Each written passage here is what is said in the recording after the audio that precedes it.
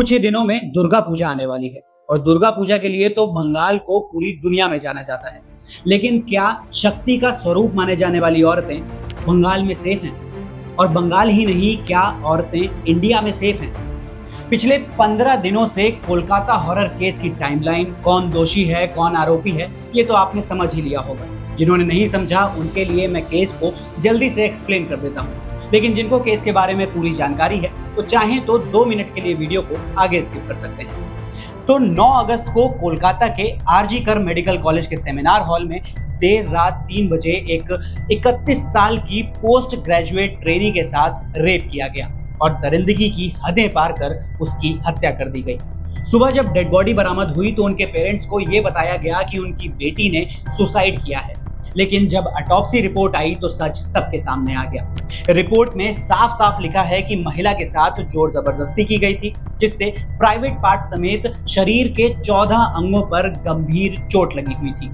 जांच हुई तो एक नाम सामने आया, संजय रॉय, जो कि एक सिविक वॉलंटियर, आसान भाषा में बोले तो बंगाल पुलिस का हेल्पर है। आगे की जांच में पता चला कि संजय रॉय तो सिर्फ एक बलि का बकरा है, उसके पीछे कई बड़े नाम शामिल हैं जिन पर जांच लगातार जारी है। इसी बीच आरजी कर मेडिकल कॉलेज के प्रिंसिपल संदीप घोष ने अपने पद से इस्तीफा दे दिया और कुछ ही समय में उन्हें दूसरे कॉलेज का प्रिंसिपल बना दिया गया। सबूतों को छिपाने की कई कोशिशें की गईं। घटना के 1-2 दिन बाद ही क्राइम सीन के पास वाले कमरे में रेनोवेशन शुरू हो गया। जिन भी लोगों ने क्राइम सीन से हो रही छेड़छाड़ या फिर क्राइम सीन के आसपास की जानकारी सोशल मीडिया पर साझा करने की कोशिश की तो बंगाल पुलिस ने उन्हें नोटिस भेज दिया। इस सब के बाद मामले ने तूल पकड़ा और 14 अगस्त को कोलकाता की सड़कों पर प्रोटेस्ट शुरू हो गए। सब पीसफुली हो रहा था कि कुछ लोगों की भीड़ ने बैरिकेड्स तोड़े और कॉलेज में जाकर तोड़फोड़ शुरू कर दी। इस घटना के बाद से ही पॉलिटिकल पार्टीज ने अपनी रोटियां सेकना शुरू कर दी। एज यूजुअल पश्चिम बंगाल की सीएम ममता बनर्जी ने एक और मामले से पलड़ा झाड़ लिया और आरजी कर मेडिकल कॉलेज में हुई हिंसक झड़प के लिए बीजेपी और सीपीआईएम को दोषी ठहरा दिया। इस सब के बाद बीजेपी भी कैसे पीछे रहती। बीजेपी नेताओं ने टीएमसी और ममता बनर्जी पर निशाना साधते हुए ट्वीट्स करने शुरू किए।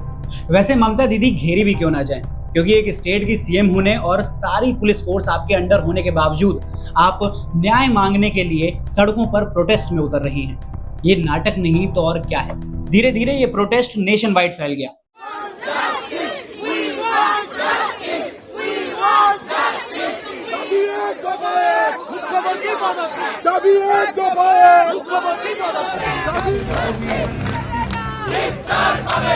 कोर्ट ने भी इस मामले को पूरी गंभीरता से लिया और अभी भी इस केस पर सुनवाई जारी है। लेकिन इस सब लपड़ पंचायत से आखिर होगा क्या? क्योंकि प्रोटेस्ट तो निर्भया कांड के बाद भी हुआ था, कुछ फर्क पड़ा? 9 अगस्त से 19 अगस्त के बीच सिर्फ 10 दिनों में 26 नए रेप केस सामने आए हैं और ये तो केवल वो रेप केसेस हैं जिन्हें दर्ज कराया गया, क्योंकि एनसीआरबी के डेटा पर नजर डालें तो 2012 यानी कि जब निर्भया कांड हुआ था तब 25,000 रेप केस सामने आए थे। 2018 में ये रेप केस बढ़कर 39,000 पहुंच गए और जब कोविड वेव चल रही थी यानी 2020 में ये केस घटकर 30,000 हुए, लेकिन 2022 में ये फिर बढ़े और 31,000 पर पहुंच गए। इसके अलावा 2021 में एनसीआरबी की एक और रिपोर्ट आई थी जिसमें ये बताया गया था कि भारत में औसतन 1 घंटे में 49 मामले क्राइम अगेंस्ट वुमेन के सामने आते हैं, वहीं एक दिन में 86 रेप केसेस के मामले सामने आते हैं। तो क्या प्रोटेस्ट का सच में कुछ फर्क पड़ता है? अब अगर बात करें सरकार की, सत्ता पक्ष और विपक्ष दोनों की, जिन्हें हम अपना प्रतिनिधि कहते हैं, तो सदन में इस वक्त 151 एमपी एमएलए ऐसे हैं जिन पर क्राइम अगेंस्ट वुमेन के केसेस चल रहे हैं। इन्हीं में से 16 तो ऐसे हैं जिन पर रेप के मामले भी दर्ज हैं। इनमें से सबसे ज्यादा एमपी एमएलएज हैं वेस्ट बंगाल से। वहीं अगर पार्टी वाइज देखें तो BJP has the highest number of representatives which is 54 MP MLAs with declared cases related to crime against women. वहीं कांग्रेस की बात करें तो 23 और टीडीपी के 17 एमपी एमएलएज इसमें शामिल हैं। अब इस सब के लिए आप सिस्टम को या सरकार को ब्लेम कर सकते हैं, जो कि कर भी रहे हैं, लेकिन क्या क्राइम अगेंस्ट वुमेन और रेप केसेस के लिए सिर्फ सिस्टम दोषी है? हमारा आपका कोई रोल नहीं, क्योंकि जहां एक तरफ जस्टिस के लिए प्रोटेस्ट हो रहे हैं, वहीं सोशल मीडिया पर कुछ महान लोग अभया के लिए घटिया कमेंट्स कर रहे हैं।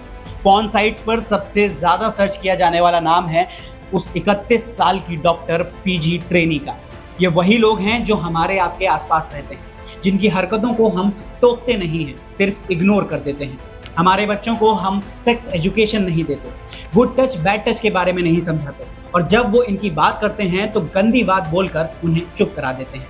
एक फैक्ट पता है, इंडिया में जितने भी रेप केसेस होते हैं उनमें से 96.6% केस आसपास के लोग, जानने पहचानने वाले दोस्त या फिर परिवार के ही लोग होते हैं, जिन्हें परिवार की इज्जत के चलते जाने दिया जाता है और उस मामले को वहीं दफा दफा कर दिया जाता है। और जो बचे हुए मामले होते हैं उनमें सजा पाए हुए दोषियों को उस सजा से कोई फर्क ही नहीं पड़ता, और हम बस ऐसे लोगों के बारे में बुरा भला कहने में उलझ जाएंगे।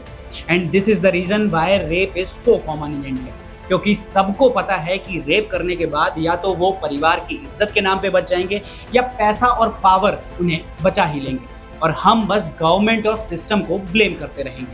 प्रोटेस्ट करेंगे लेकिन उससे कुछ सीखेंगे नहीं। जब तक मामला गर्म रहेगा महिलाओं की आवाज बनकर खड़े रहेंगे, लेकिन जैसे ही मामला ठंडा पड़ेगा उन्हीं लड़कियों और महिलाओं को चेकआउट करेंगे, शेमफुल कमेंट्स करेंगे, और अगर बच्चों के साथ कुछ हो जाता है तो उस मामले को वहीं दबा देंगे, क्योंकि परिवार की इज्जत ज्यादा जरूरी है। नेताओं को चुनने से पहले उनका बैकग्राउंड चेक करना फिर से भूल जाएंगे, क्योंकि वोट तो आखिर पार्टी का थप्पा देकर ही देना है। और फिर जब ऐसा कोई केस सामने आएगा तो हट्टा उठाएंगे और सड़कों पर निकल पड़ेंगे। So yes, we too fail as a society.